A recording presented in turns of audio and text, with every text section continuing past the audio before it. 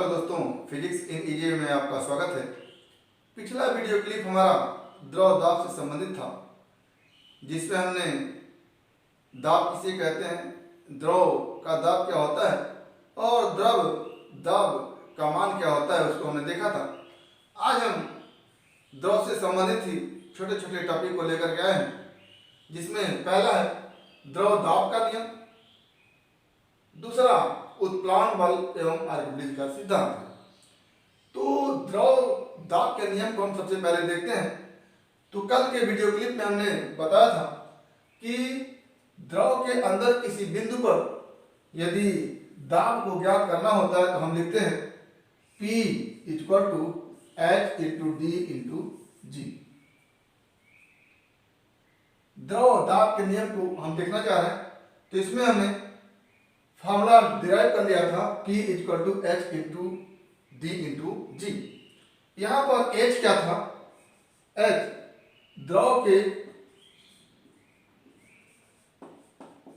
स्वतंत्र तल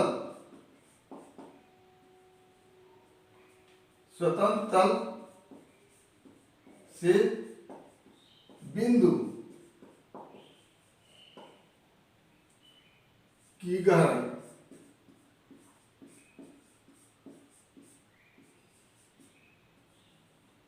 और D क्या था? द्रव का घनत्व था।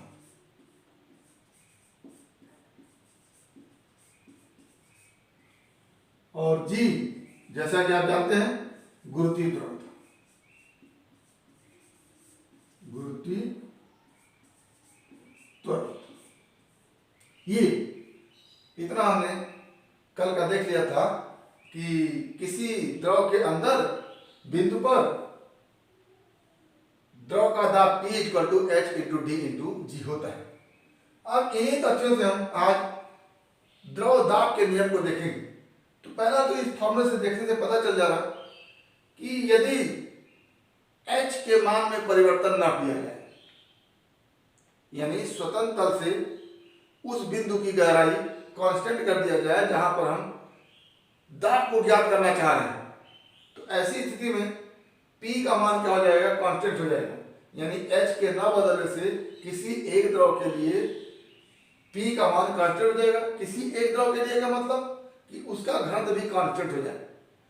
तो H के कांस्टेंट होने पर, H के नियत होने पर बिंदु पर दाब P कांस्टेंट हो जाता है।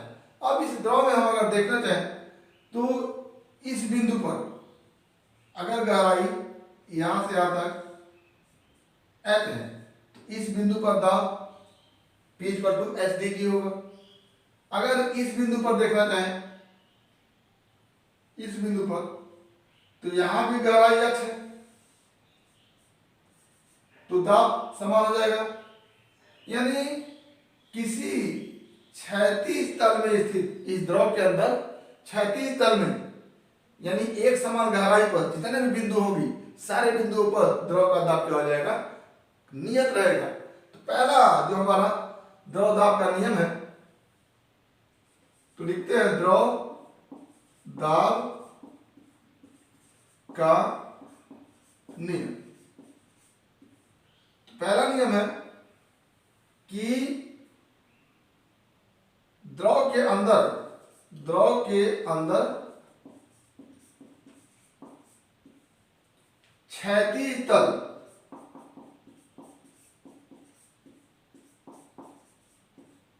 पर स्थित सभी बिंदुओं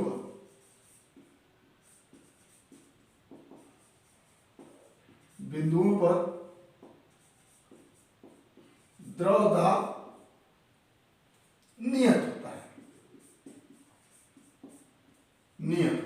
ये हमारा पहला नियम है। चलिए अब दूसरे नियम को देखते हैं। अगर एक ही द्रव में H के मान को अलग अलग लिया जाए तो P का मान क्या होगा? अलग अलग होगा। H का मान ज्यादा लेंगे, यानी बिंदु की गहराई अगर ज्यादा करेंगे, यानी बिंदु अगर नीचे लेंगे तो दाब अधिक होगा, और बिंदु अगर ऊपर लेंगे यानी H का मान कम कर देंगे तो दाब क्या हो जाएगा, कम हो जाएगा। यानी किसी बिंदु पर द्रव का दाब उस बिंदु की स्वतंत्र तल से गहराई के अनुक्रमानुपाती होता है। दूसरा जो नियम हो गया, द्रव के अंदर किसी बिंदु पर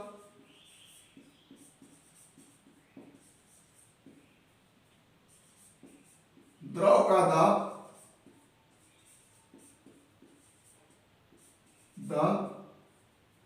बिंदु की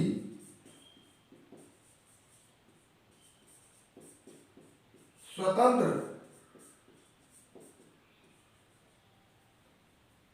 तल से गहराई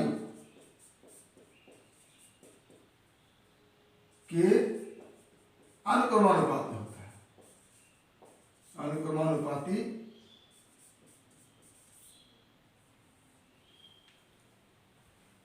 होता है।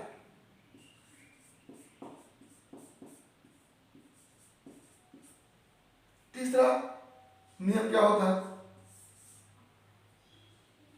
यदि द्रव का घनत्व D बदल दिया जाए या एक द्रव की जगह पर दूसरा द्रव ले लिया जाए तो क्या होगा, किसी एक ही बिंदु पर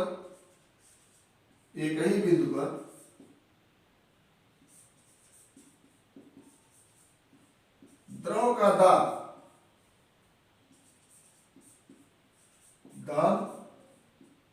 द्रव के घनत्व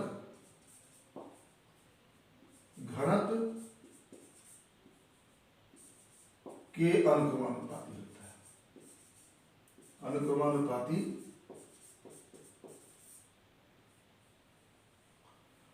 होता है। यानी जितना ज्यादा घनत्व होगा उतना ज्यादा प्रेशर होगा। तो पहले में गहराई के अनुक्रमानुपाती यानी P अनुक्रमानुपाती H, और दूसरे में घनत्व के अनुक्रमानुपाती यानी P अनुक्रमानुपाती D। और तीसरा, गुरुत्वीय त्वरण G के मान में वृद्धि होगा तो P का मान ज्यादा होगा, और गुरुत्वीय त्वरण G के मान में कमी होगा तो P का मान कम होगा। जैसे पृथ्वी सतह पर प्रेशर G के अनुसार कांस्टेंट होता है, और यदि जैसे जैसे ऊपर जाते हैं तो G का मान कम होता जाता है तो प्रेशर दबाव का मान क्या हो जाता है, कम हो जाता है, दाब का मान क्या हो जाता है, कम हो जाता है। तो क्या लिखेंगे चौथे में, गुरुत्वीय त्वरण G में परिवर्तन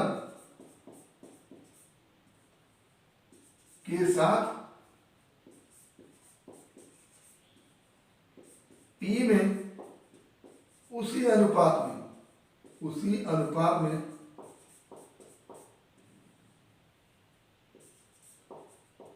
परिवर्तन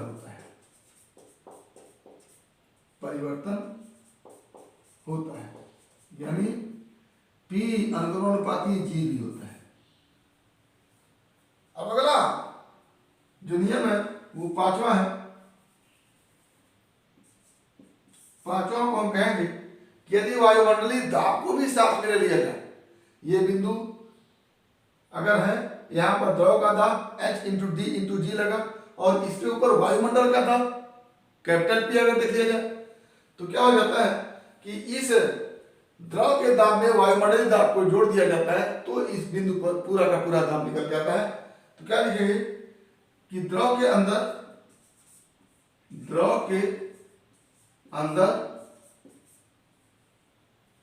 किसी बिंदु पर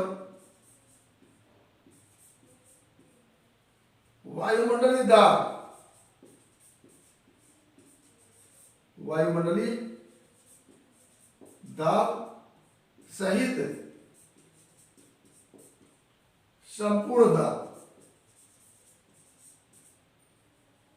दाब क्या हो जाता है, बराबर वायुमंडलीय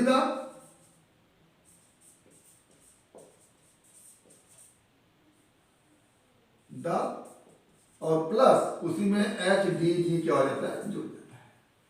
तो ये हमारा द्रव दाब का नियम रहा। नंबर 1 पहला, द्रव के अंदर किसी एक क्षैतिज तल पर सभी बिंदुओं पर दाब क्या हो जाता है, एक समान होता है।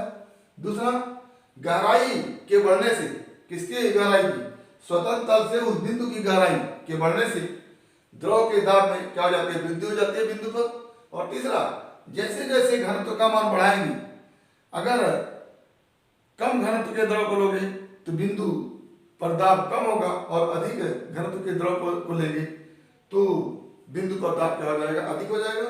और अगला हमने गुरुत्वीय त्वरण के मान में परिवर्तन के साथ भी द्रव के अंदर किसी बिंदु पर दाब क्या हो जाता है, कम ज्यादा होता है। जैसे जैसे जी के मान वृद्धि होती है, द्रव का दाब अधिक होता जाता है। जैसे जैसे जी के मान में कमी होती है, द्रव का दाब कम होता जाता है। और अंत में यदि हम वायुमंडल दाब को भी काउंट कर लें तो द्रव के अंदर किसी बिंदु पर संपूर्ण दाब जो होगा वो HDG में वायुमंडल दाब को जोड़ करके निकाल लेते हैं। तो ये हमारा द्रव दाब से संबंधित नियम थे। अगला जो हमारा टॉपिक है वह उत्प्लावन बल एवं आर्किमिडीज का सिद्धांत। तो आइए देखते हैं उत्प्लावन बल किसे कहते हैं, उत्प्लावन बल। तो अगला टॉपिक हमारा छोटा सा उत्प्लावन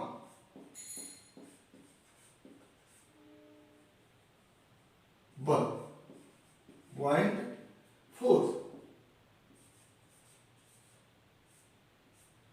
पॉइंट फोर्स कहते हैं उत्प्लावन बल। तो वस्तुतः यदि किसी पिंड को किसी द्रव में डुबोया जाता है तो उस पिंड का भार कम आभास होने लगता है। जैसे ये द्रव है, इस द्रव में यदि इस पिंड को डुबो दें तो पिंड का भार अपने आप कम आभास होने लगता है। आशय इसका यह होता है कि वास्तव में पिंड पर कोई बल द्रव के द्वारा ऊपर की ओर लगाया जाता है। पिंड का भार नीचे की ओर काम करता है और द्रव के द्वारा कोई बल ऊपर की ओर लगाया जाता है, तो पिंड के भार में से ऊपर की ओर जो बल लग रहा होता है वो माइनस होने लगता है और हमें इस पिंड का भार कम आभास होने लगता है। तो इस द्रव के द्वारा पिंड पर ऊपर की ओर जो बल लगाया जाता है उसी को क्या कहते हैं, उत्प्लावन बल कहते हैं। सीधी सी बात है कि न्यूटन के गति विषयक तृतीय नियम में हम पढ़ते थे या पढ़ते हैं कि किसी वस्तु पर यदि हम बल लगाते हैं तो वस्तु भी हमारे ऊपर बल लगाती है।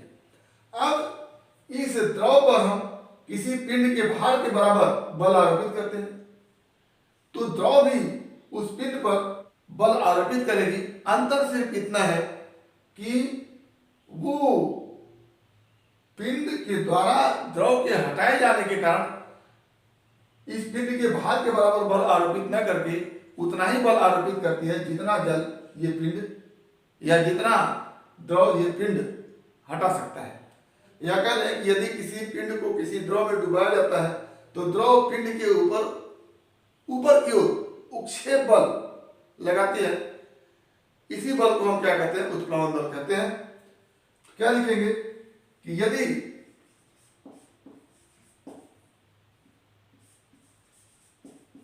किसी पिंड को द्रव में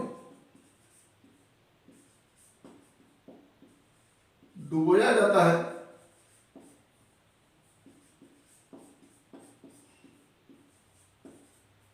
तो द्रव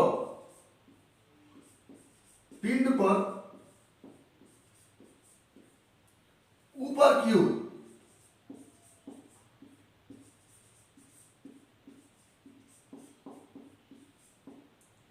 एक बल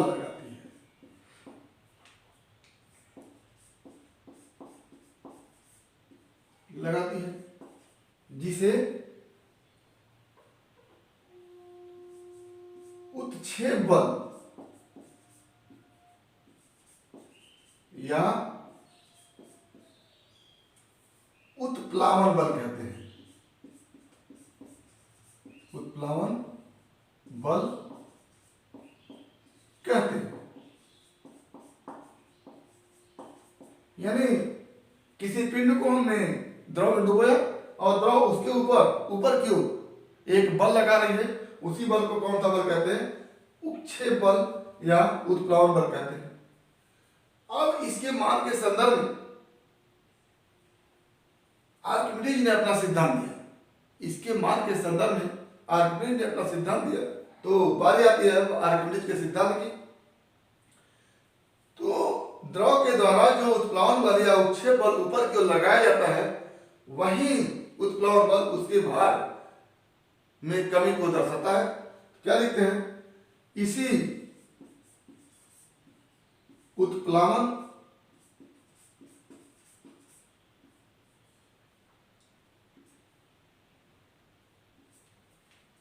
बल के कारण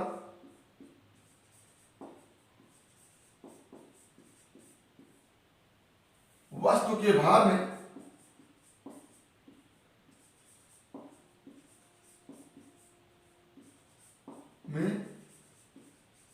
कमी का आभास होता है। आभास होता है व्यवहारिक जीवन में। जैसे यदि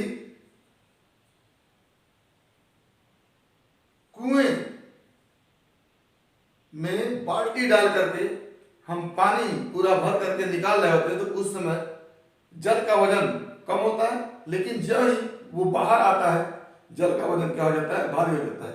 यानी जल से भरी बाल्टी का भार नीचे की ओर काम करता है और कुएं के जल के द्वारा लगाया गया उत्प्लावन बल ऊपर की ओर काम करता है, और इसी उत्प्लावन बल के बराबर जल के भार में क्या हो जाती है? कमी हो जाती है, और हमें जल का भार कम आभास होता है। लेकिन जब वो जल से बाहर निकलता है, उत्प्लावन बल समाप्त हो जाता है और वस्तु का वास्तविक भार जो होता है, वो हमें जो भार आभास हो रहा था उससे क्या हो जाता है? अधिक हो जाता है। तो ये उत्प्लावन बल का एक बढ़िया सा उदाहरण है। अब इस उत्प्लावन बल के मान के संदर्भ में, उत्प्लावन बल के वैल्यू के संदर्भ में आर्किमिडीज ने अपना सिद्धांत दिया। तो आइए देखते हैं आर्किमिडीज का सिद्धांत।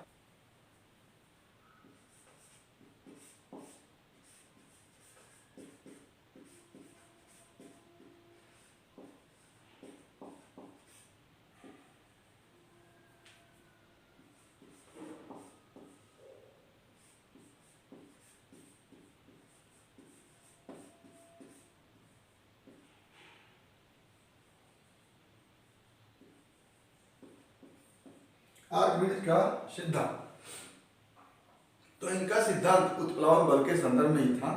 जब बताया गया कि किसी वस्तु को यदि किसी द्रव में डुबोया जाता है, तो द्रव के द्वारा ऊपर की ओर एक उत्क्षेप बल या उत्प्लावन बल लगता है, और इसी बल के संदर्भ में आर्किमिडीज ने अपना सिद्धांत दिया कि इस उत्प्लावन बल का मान कितना होता है। तो क्या कहा गया कि यदि किसी पिंड को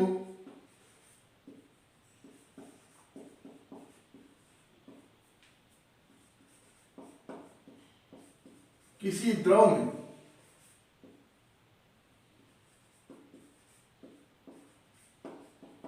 डुबोया जाता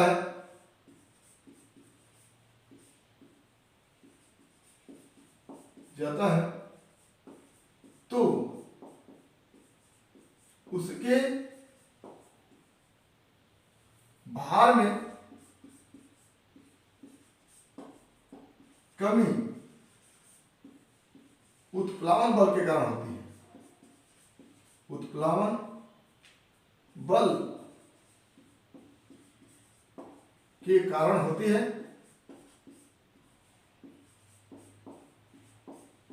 और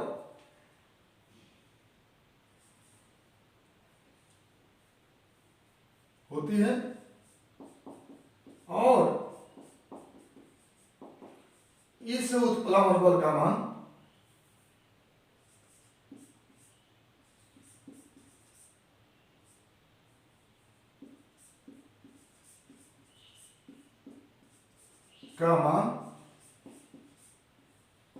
वस्तु द्वारा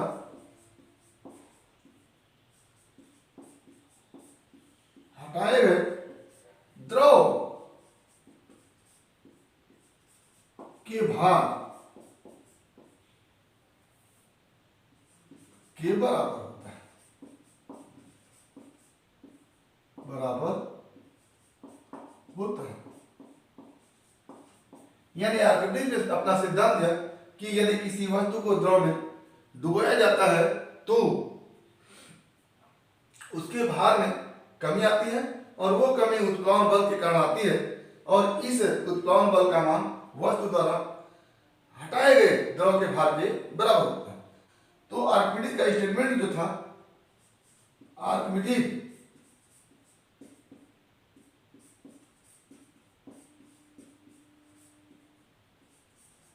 के अनुसार क्या था कि यदि किसी पिंड को द्रव में पूर्ण या आंशिक रूप से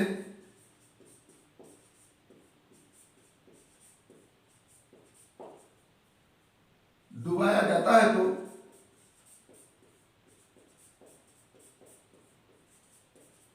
तो उसके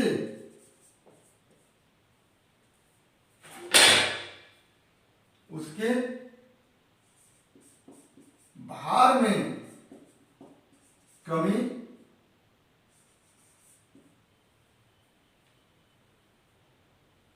द्रव द्वारा आरोपित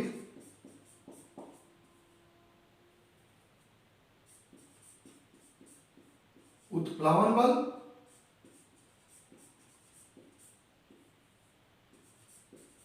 या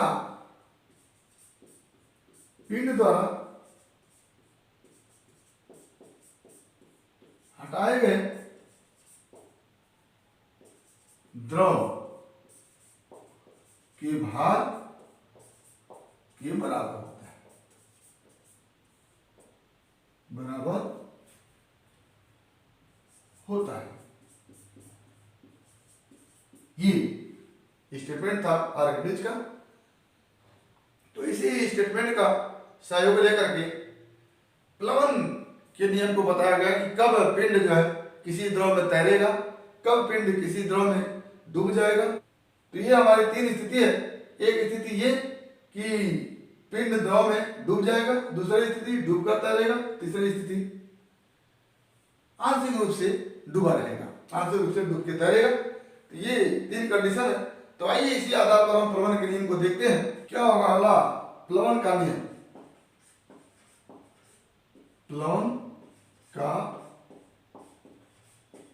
नियम।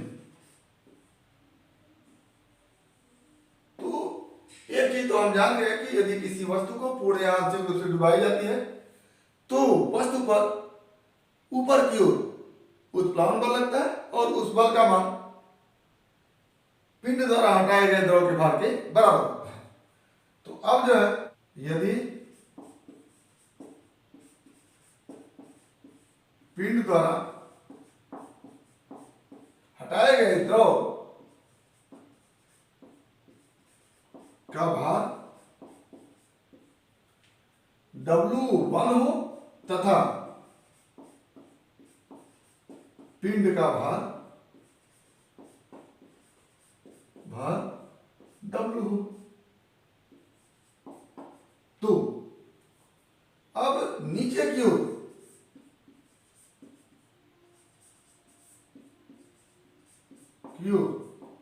लगने वाला बल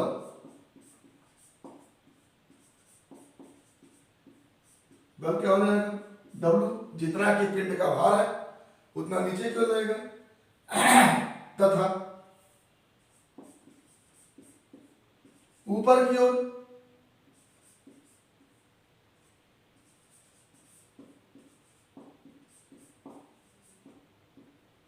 लगने वाला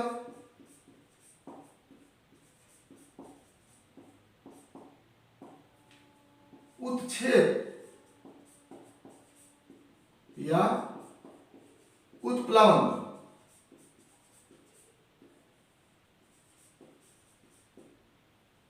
जितना की वस्तु द्रव के भार को हटाएगी, जितना कि पिंड द्रव के भार को हटाएगा और वो हटा रहा है W1, तो क्या हो जाएगा W1। यानी इस पिंड पर एक पिंड है, द्रव में है, या इसी को देख लेते हैं,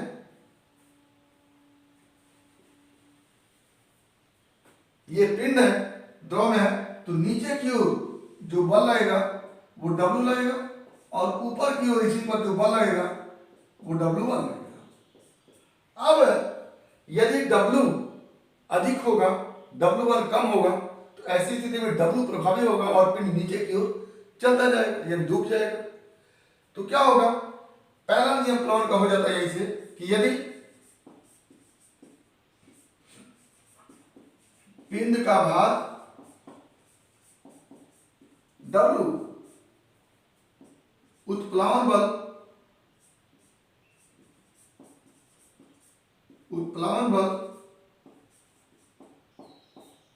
उत्प्लावन कितना है, पिंड द्वारा हटाएगा द्रव का भार, पिंड द्वारा हटाए गए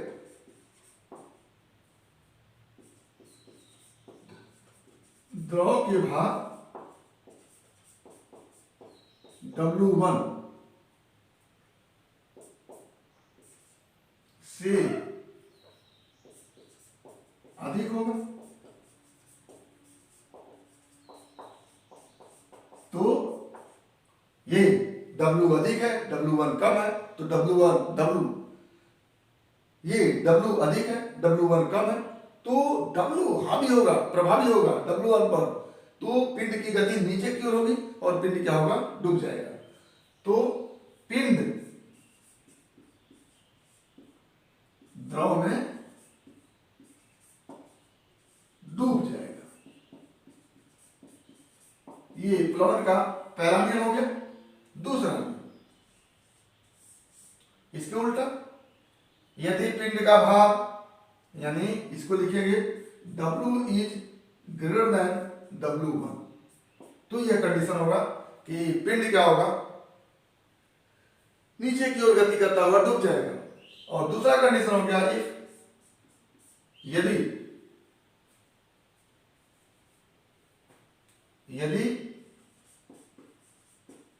W कम हो जाए W1 से, यानी इस पिंड का भार नीचे की ओर जो लग रहा है वो कम हो जाए, ये उत्प्लावन बल W1 या पिंड द्वारा हटाया गया द्रव का भार W1 से कम हो जाए, तो ऐसी स्थिति में क्या होगा, ये पिंड उत्प्लावन बल के कारण प्रभावी रूप से ऊपर की ओर जाएगा, यानी पिंड क्या होगा, ऊपर की ओर जाते जाते तैरने लगेगा।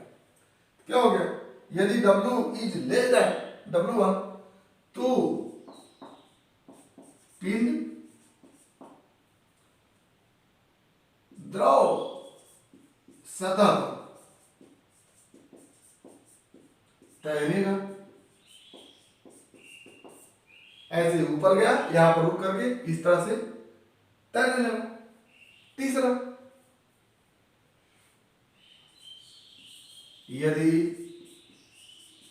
W जितना है उतना ही W1 है, यानी जितना इस पिंड का भार है उतना ही उत्प्लावन बल लग रहा है, तो दोनों पर लगने वाला परिणाम बल क्या हो गया, 0 हो गया। तो पिंड को जहां कहीं भी छोड़ देंगे वहां पर रहेगा और कोई पिंड नहीं रहेगा, तो वहीं पे पड़ा रहेगा, वहीं पे तैरेगा, यानी डूब कर तैरेगा। क्या हो गया, यदि W is equal to W1, तो पिंड किसी भी बिंदु पर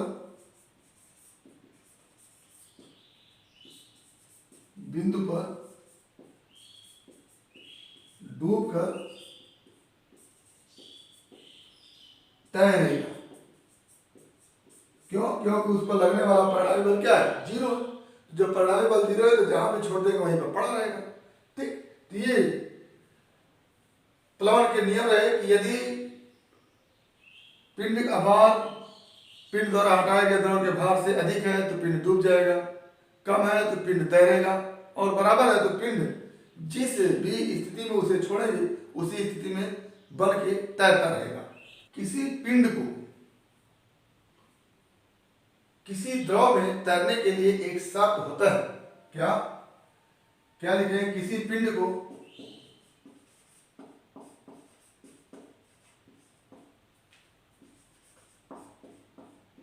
किसी द्रव में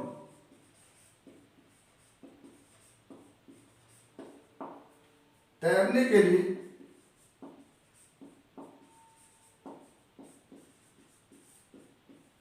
आवश्यक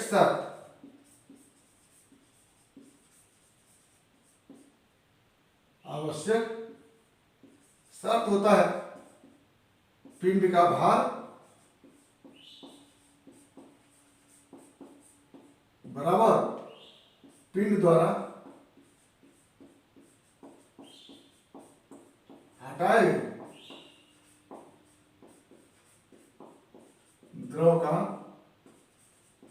भार। ये एक शर्त होता है। अब यहां पर हम इस पिंड को लेते हैं, ये पिंड क्या हो रहा है, तैर रहा है। तो यहां पर अगर देखें हम तो ये इतना आयतन का द्रव ये पिंड हटा रहा है, तो इतने आयतन का जो द्रव का भार होगा, इतने आयतन का द्रव पिंड हटा रहा है, तो इतने आयतन का जो द्रव का भार होगा वो इस पिंड के भार के बराबर होगा, क्योंकि आप लिख रहे हैं कि पिंड का भार उतना ही होगा जितना कि पिंड द्वारा हटाए गए द्रव का भार होगा। तो यदि पिंड का भार W ले ले और हटाए गए द्रव का भार W1 ले ले, ये दोनों क्या हो जाएंगे, बराबर हो जाएंगे। ये पिंड का भार हो गया और ये हटाए गए पिंड द्वारा हटाए गए द्रव का भार हो गया।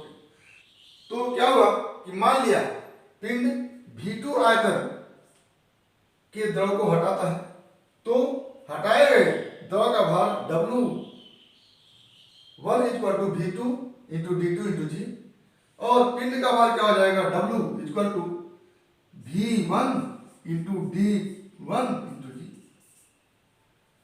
तो चूंकि हम जानते हैं W बराबर W1, तो क्या हो जाता है V1 into D1 into G बराबर V2 into D2 into G।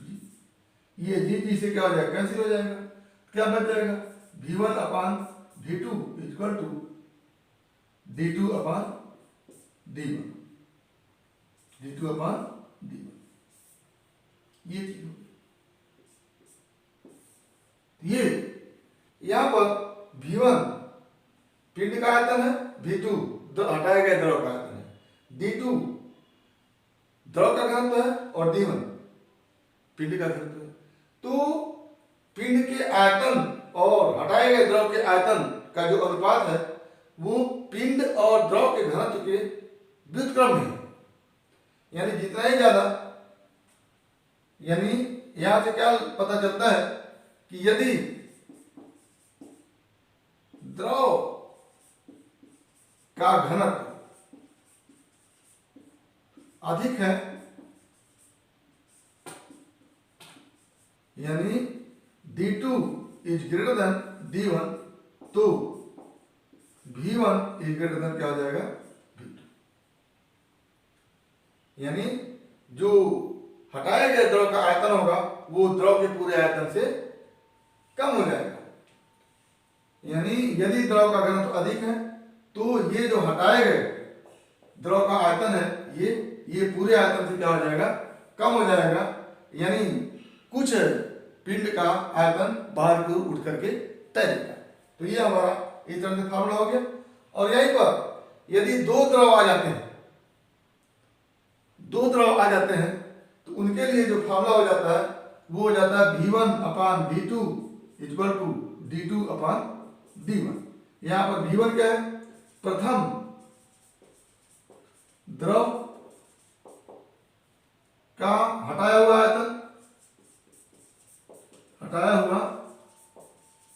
आयतन,